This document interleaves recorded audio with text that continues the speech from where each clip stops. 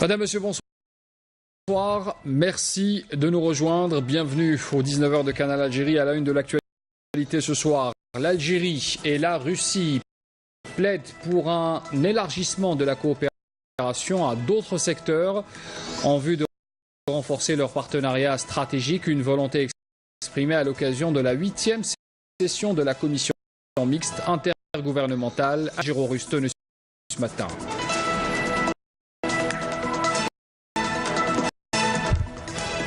Le déficit commercial de l'Algérie recule de 40% sur les 8 premiers mois de l'année. C'est un recul important expliqué par le raffermissement des prix du pétrole à l'international.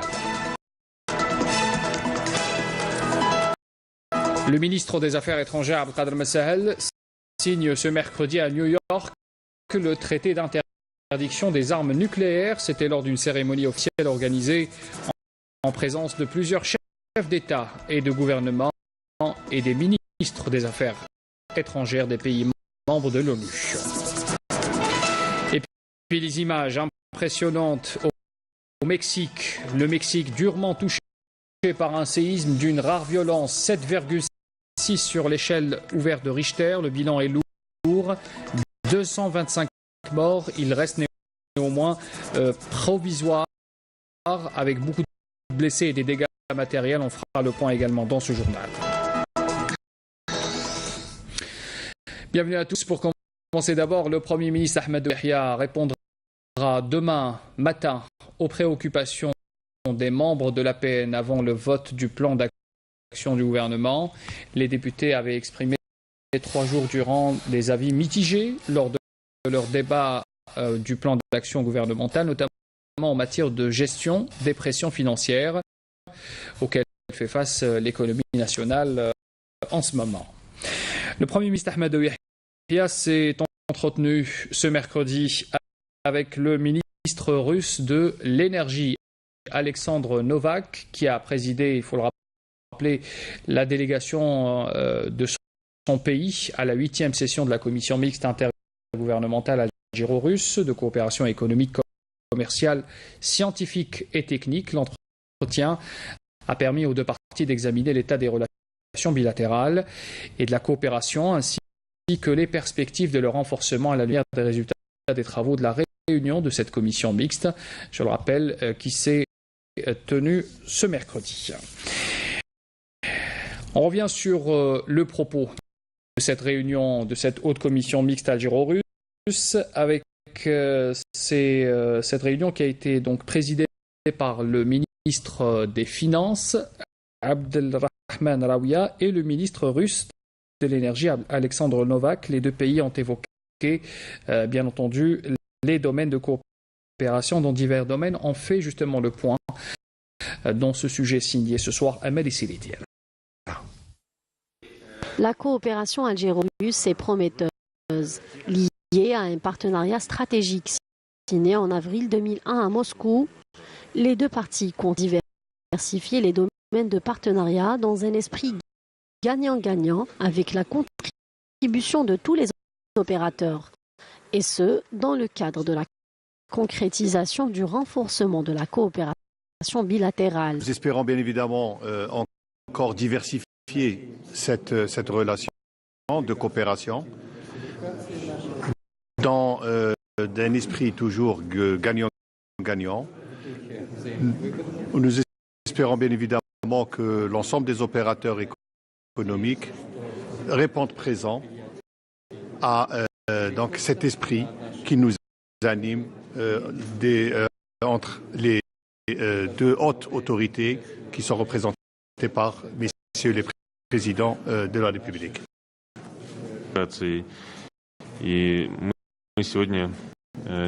Il y a plusieurs entreprises russes installées en Algérie, essentiellement dans le secteur de l'énergie. La Russie vise aujourd'hui à poursuivre son action commune pour aller au-delà des secteurs actuels de coopération et souhaite la diversification de notre partenariat stratégique. Le grand défi d'aujourd'hui est de créer des conditions propices pour les entreprises des deux pays à même de contribuer davantage, non seulement à l'évolution du volume des échanges commerciaux, mais aussi dans la promotion des investissements dans les deux pays. Le climat des affaires en Algérie est adéquat et les relations bilatérales sont excellentes, ce qui traduit la visite qu'effectuera le Premier ministre russe en octobre prochain en Algérie. Lors de cette rencontre, le ministre russe de l'énergie Alexandre Novak a affirmé que les deux gouvernements russes et algériens ont contribué à la stabilisation des prix du pétrole dans le cadre de la coopération entre les pays membres de l'OPEP et les pays non membres de l'OPEP.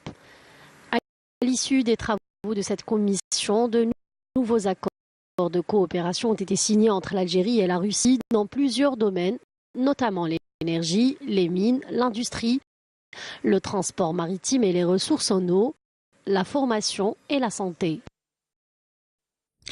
Le ministre de l'énergie russe n'est pas venu seul. 100 hommes d'affaires sont venus. Ils font partie de cette délégation russe qui est donc en ce moment à Alger. C'est ces hommes d'affaires qui ont été conviés à ce forum organisé par la CACI, la Chambre algérienne de commerce et d'industrie. C'est un troisième forum d'affaires qui est un espace de rencontre qui permettra aux opérateurs économiques des deux pays de cibler les domaines d'intérêt commun. Plusieurs secteurs sont présents, en l'occurrence l'industrie automobile, l'aéronautique, l'hydraulique également, et l'agriculture et les TIC. Amel Messaïd était présente à cette réunion. Avec un taux de croissance dépassant les 2%, la Russie représente un partenaire potentiel et sérieux pour l'Algérie. Pour la Russie, l'Algérie est leader dans la région. Ainsi, les deux pays s'apprêtent à signer des accords de partenariat à la faveur de la visite du Premier ministre russe le mois d'octobre prochain en Algérie. L'Algérie détient une place de leader parmi les pays africains et arabes. Nous devons multiplier ce genre de rencontres et forums pour une meilleure coopération entre les deux pays. J'appelle aussi les opérateurs économiques algériens à investir en Russie. Et nous sommes ouverts au dialogue actif et aux propositions pour transcender les difficultés administratives. Il est attendu de vous, en tant qu'opérateur économique, de donner un nouvel élan à la coopération économique et commerciale à travers la conclusion d'accords de partenariat et de projets d'investissement conjoints. Pour notre part, comme il a été souligné tout à l'heure, nous avons convenu, nous avons mis en place un cadre bilatéral d'accords de réglementation qui peut vous aider bien évidemment à conclure ce partenariat gagnant-gagnant pour le développement de nos pays respectifs. Beaucoup de domaines sont à explorer de part et d'autre. Les rencontres B2B semblent s'acheminer vers la concrétisation pour certains. Nous voudrions aussi développer les relations avec votre ministère du Transport pour la création de chemins de création de la ligne passagère au bord de la Méditerranée algérienne. Et puis aussi dans nos plans, c'est développer la collaboration avec les structures portuaires. Moi, je représente une société russe qui s'appelle Avgust, qui est un leader national en Russie en matière de production de produits phytosanitaires agricoles. Et on a trouvé ici en Algérie un partenaire et on est fiers d'élaborer un partenariat vraiment crédible et de longue date ici dans ce pays magnifique. Nous sommes une association des jeunes investisseurs. Donc la wilaya de Saïda, c'est une zone d'agriculture. Donc on a trouvé plusieurs partenaires. Donc on a proposé dans des entreprises pour venir à Saïda, pour visiter les sites. Donc il y a un accord de principe pour qu'il vienne visiter prochainement. On a une association, elle s'appelle Centre arabo-africain d'investissement et développement. On travaille avec nos amis russes. On sait comment on trouve des solutions, comment on rentre en Afrique. C'est ça la stratégie. Le ministre des Finances a appelé au développement et au raffermissement des relations économiques entre les deux pays dans une démarche de gagnant-gagnant. Le ministre de l'Énergie, Mostafa Guitouni, prendra part à la 5e réunion du comité ministériel conjoint de suivi de l'accord des pays de l'OPEP et non-OPEP qui se tiendra vendredi prochain à Vienne, en Autriche. C'est une réunion qui sera notamment consacrée à l'évaluation du marché pétrolier international et la mise en œuvre de l'accord de réduction de la production décidé, rappelez-vous, en décembre 2016. Un mot sur le brut, justement, le pétrole qui monte un peu ce mercredi malgré le rapport publié sur les réserves américaines de pétrole montrant les effets persistants du passage de l'ouragan Harvey. Le Brent, référence du pétrole algérien, vaut les 56,19 $. Il marque une hausse de 1,05 $ par rapport à la clôture d'hier. Les prix du pétrole qui impactent l'économie algérienne. L'Algérie qui connaît un net recul du déficit commercial, moins 7,32 milliards de dollars sur les 8 premiers mois de 2017. Ce sont les chiffres du CNIS. Ça représente bien sûr un recul de 40,12%. Un recul qui est dû essentiellement à un raffermissement des prix du pétrole, je le disais à l'instant, donc à l'international. À noter que les exportations ont nettement augmenté. Ils atteignent les 23,51 milliards de dollars contre 19,41 l'année dernière. Les importations, elles, connaissent une légère baisse, 30,84 milliards de dollars contre 31,65 milliards de dollars l'année dernière. C'est une baisse minime de 0,81%. On parle aussi des principaux fournisseurs de l'Algérie qui restent en première position, la Chine, qui vient en tête donc avec 5,97 milliards de dollars, suivi par la France, 2,78 milliards de dollars, et enfin l'Italie en troisième position avec 2,36 milliards de dollars, toujours selon les chiffres du CNIS des douanes algériennes.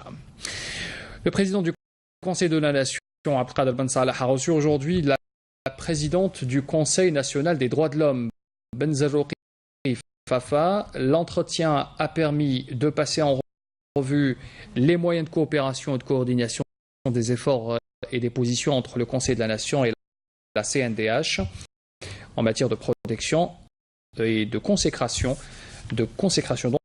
donc des droits de l'homme en Algérie. Et puis, comme je l'ai annoncé en titre, le ministre des Affaires étrangères, Abdelkader Messahel, a signé aujourd'hui à New York le traité d'interdiction des armes nucléaires. C'était lors d'une cérémonie officielle organisée à cet effet par le secrétaire général de l'ONU. Et c'était en présence de plusieurs chefs d'État, de gouvernement et de ministres des Affaires étrangères des pays de l'ONU. Abdelkader Messahel a pris part également aujourd'hui à New York, toujours à la 8e session ministérielle du comité de coordination du Forum global de lutte contre le terrorisme. Lors de cette réunion, le ministre avait réitéré le soutien de l'Algérie aux activités de cette instance internationale dont elle est membre fondateur, ainsi que sa disponibilité à assurer conjointement avec le Canada la coprésidence du nouveau groupe de travail régional couvrant l'ensemble de la région Afrique de l'Ouest. Lancement aujourd'hui même en Algérie du programme d'appui au secteur de la justice. C'est le troisième du genre. C'est un programme cofinancé par l'Union européenne, l'Algérie et la France d'un autre côté. Il comprend plusieurs aspects dont l'indépendance de la justice, la modernisation du fonctionnement des juridictions et le raccourcissement du délai des traitements des affaires. Le programme d'appui au secteur de la justice, dont la troisième phase vient de débuter, vise à contribuer au renforcement de l'état de droit, à garantir une justice équitable, impartiale et de qualité pour tous les justiciables.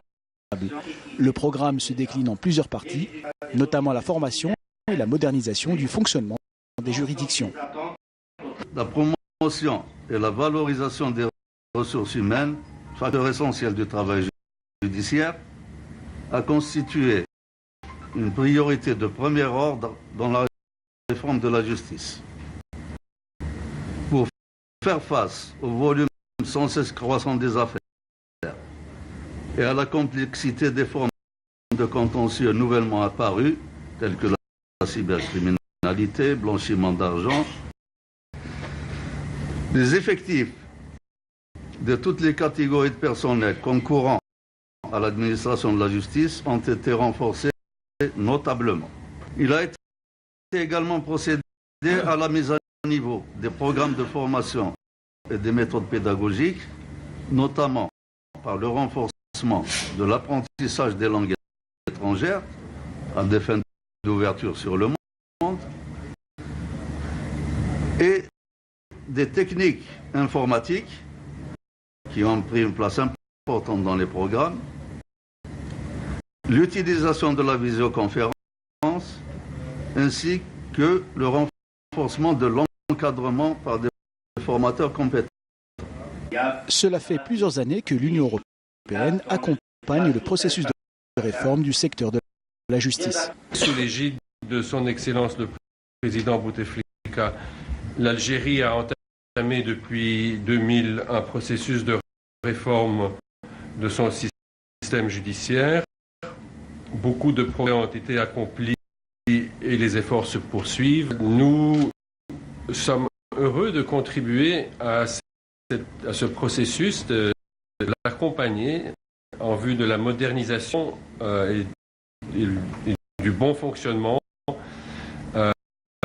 du système de la justice qui répondrait aux exigences, aux attentes de la société algérienne d'aujourd'hui.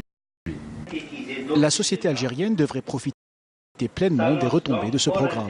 Nous sommes tout à fait heureux de développer cette coopération avec l'Europe, non seulement pour accompagner les efforts nationaux qui sont faits par les compétences nationales, et bien évidemment avec un seul souci, c'est celui de servir le citoyen algérien, parce que tout autour de cette coopération, c'est l'être humain qui est ciblé, au-delà, bien évidemment, du travail qui est fait en direction des institutions et des administrations. D'autre part, la France entend coopérer pleinement à la réussite du programme d'appui. Avec l'Algérie, la France partage une même culture juridique et cultive les mêmes valeurs. Nous partageons également de nombreux enjeux et intérêts, notamment humains, ce qui a été évoqué, et une telle proximité appelle une coopération en matière de justice qui soit à la hauteur de ces enjeux.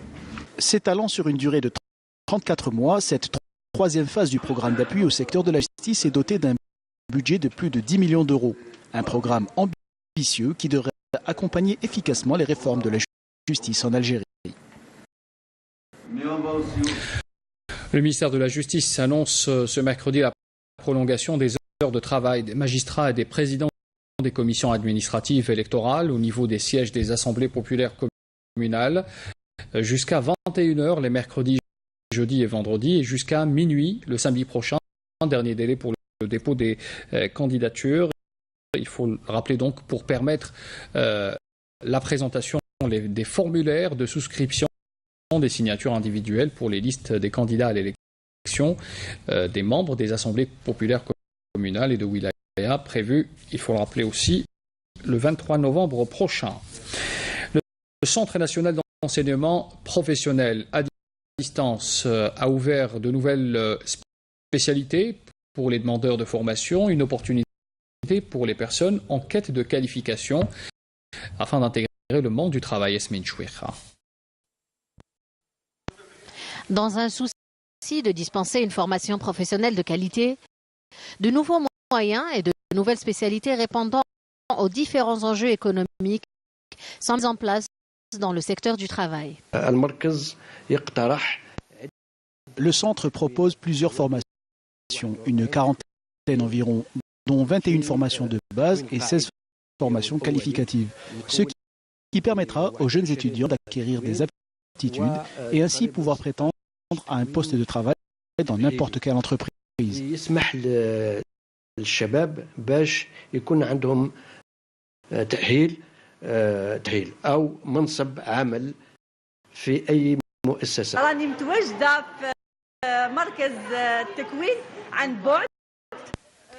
Je me trouve au centre de formation à distance. Je suis venue voir les spécialités qu'il propose ici. J'aimerais bien me mettre en relation avec la direction de cet établissement pour qu'il y ait une entraide entre nous, pour que le jeune qui ne peut pas suivre en résidentiel, en apprentissage ou en cours du soir, puisse venir dans ce centre d'enseignement à distance. Eux vont le diriger vers nous. Nous pourrons par la suite le recevoir et lui faire passer l'examen final et obtenir le diplôme, ce qui l'encouragera à aller chercher du travail.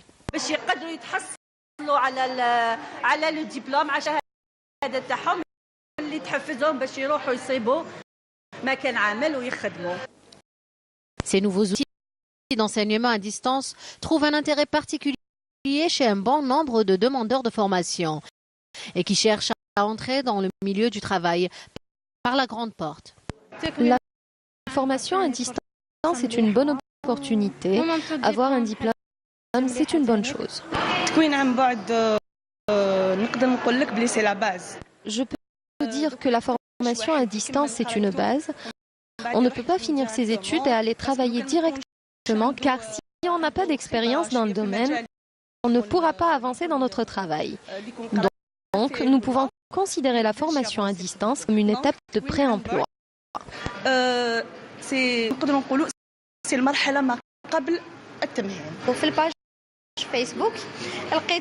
Sur Facebook, j'ai trouvé la page du CNEPD. J'ai apprécié les spécialités. Mon rêve, c'était de me former en tourisme. Donc, c'est ce que j'ai choisi. Je suis venue chercher après le dossier à fournir. C'est comme ça que je me suis inscrite.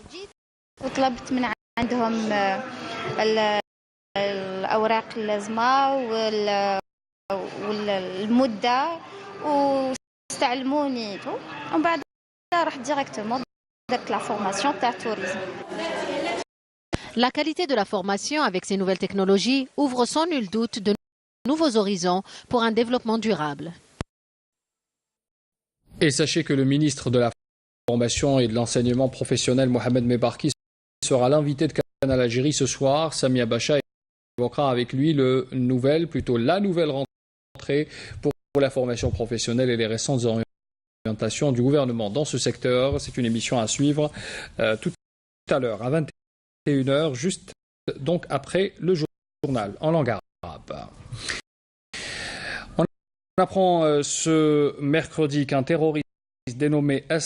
Morad s'est rendu aujourd'hui donc aux autorités militaires à Adrar. Il avait en sa possession des armes et des munitions, des armes qui représentent donc un pistolet mitrailleur de type Kalachnikov et 3 chargeurs de munitions garnis. C'est ce qu'indique donc ce soir un communiqué du ministère de la Défense nationale. On apprend également que 3 éléments de soutien au groupe terroriste ont été arrêtés à Médéa et une casemette et 2 bombes de confection artisanale ont été détruits à Tipaza. C'était lors d'opérations menées hier par un détachement de l'armée nationale populaire.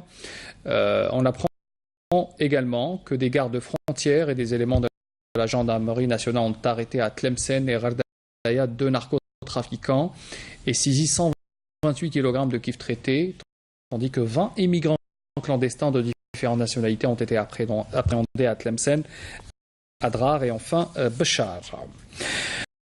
À l'étranger, le Mexique, je l'évoquais tout à l'heure en titre, durement touché par un séisme d'une rare violence.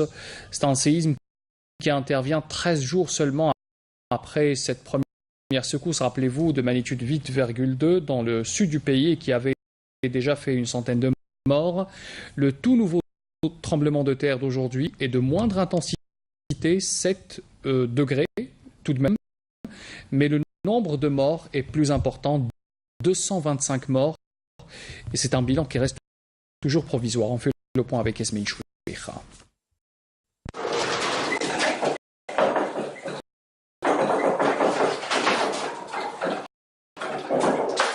Ce sont des images impressionnantes qui nous parviennent de la capitale du Mexique, Mexico. Le pays a connu un violent séisme d'une magnitude 7,1 et dans l'épicentre se situe à la frontière de l'État Puebla et celui de Morelos à 51 km de profondeur.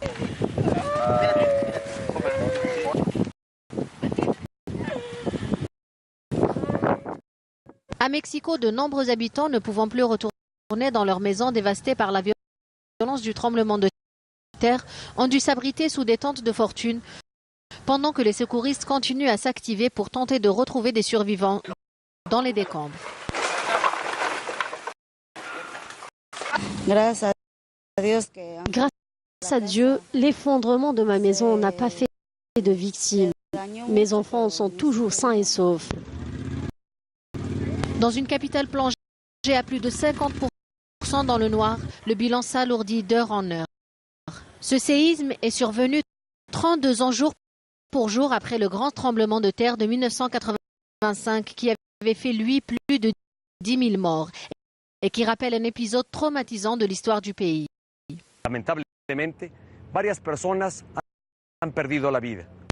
Malheureusement, plusieurs personnes ont perdu la vie, dont de jeunes enfants au niveau des établissements éducatifs et des habitations. Nous tenons à exprimer nos condoléances à ceux qui ont perdu des membres de leur famille. Le Mexique partage votre peine. México comparte su pena. Plusieurs institutions de la capitale, dont l'aéroport et l'Université nationale autonome de Mexique, l'une des principales d'Amérique latine, ont annoncé sur leurs réseaux sociaux la suspension de leurs activités pour inspecter les bâtiments. Les écoles dans la capitale ont été évacuées et fermées. L'aéroport a réouvert quelques heures plus tard. Revenons à l'Algérie pour parler sport avec la Fédération algérienne des sports aériens qui organise en ce moment les 3e championnats de ces sports extrêmes à Bouzguen, dans la wilaya Tizi Ouzou. Ils sont 60 pilotes confirmés, dont 7 femmes qui prennent l'envol à partir du plateau d'Aswal Azaki. Le commentaire est signé de Khalal Orbi.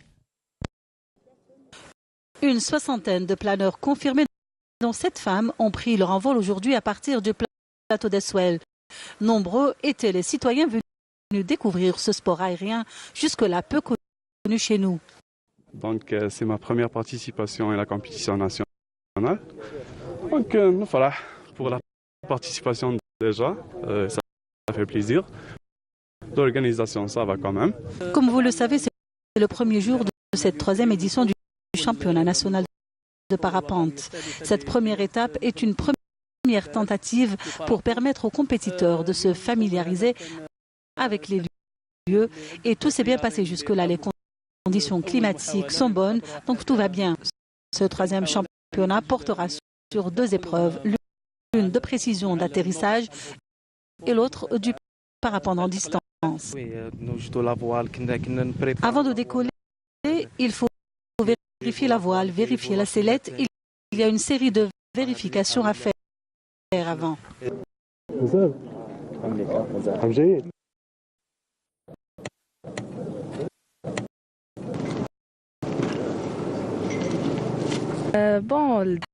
D'abord, on prépare le matériel, puis on se dirige vers la piste de décollage. J'ai déjà fait cette expérience à Bouzguen.